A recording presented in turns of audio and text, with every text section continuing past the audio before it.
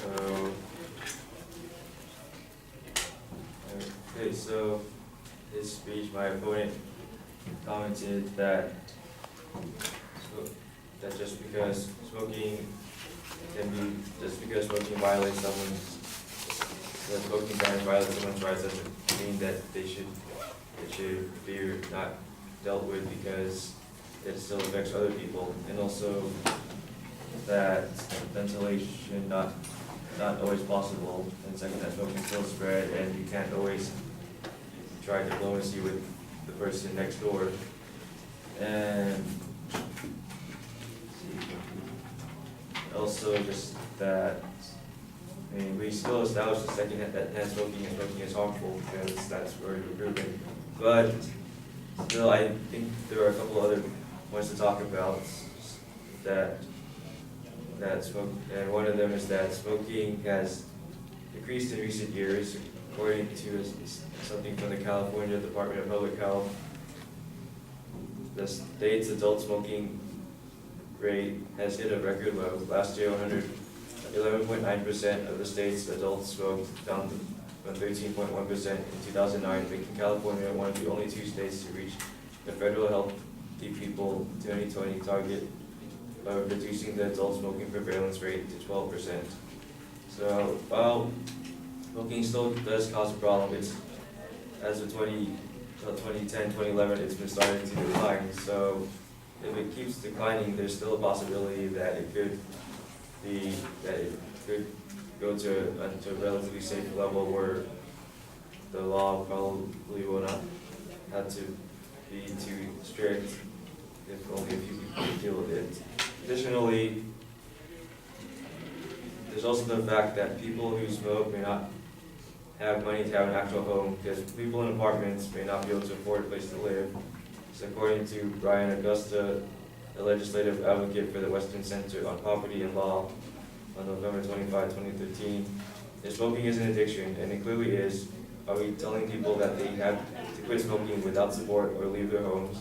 But clearly, if you have to give up smoking to live in an apartment, it's then you may not have enough money to actually buy an actual house to live on your own, which is itself a bit of a problem. And it's also the fact that quitting smoking while possible is difficult, because according to American Lung Association, most smokers make multiple quit attempts before they quit for good. So it's not just like one day you can decide to quit. Sometimes people relapse. I mean, it's been shown that relapse is possible. So a new survey found that 6 out of 10 former smokers were not able to successfully quit on their first try and required multiple attempts to quit smoking for good. So given that, and also the fact that if the law passes that they might have to move out of the house and not be able to afford an actual home, it seems it would be kind of difficult for someone to deal with the conflict between that because of circumstance and also because of their health.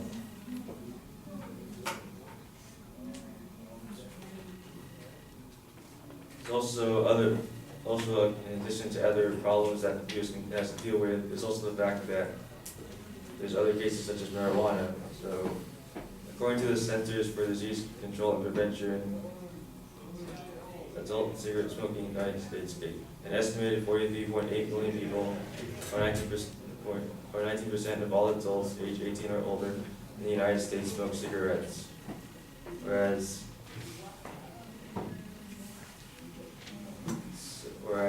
for marijuana, according to Marijuana Facts website, a survey conducted in 2005 by the National Survey on Drug Use and Health estimated 97.5 million Americans aged 12 or older tried marijuana at least once in their lifetimes, representing 40.1% of the US population in that age group.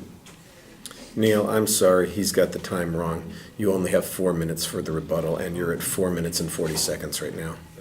All right. Sorry. It's just one of those things. That's okay. I should have clarified. Can I just summarize it? Yes, quickly. So, conclusion, smoking is smoking is still a problem. There are other cases that have to be looked at, just like marijuana, which is in some cases more destructive than smoking. And I think if we're also going to do a law that bans smoking, we should also take consideration into the effects of alcohol and marijuana.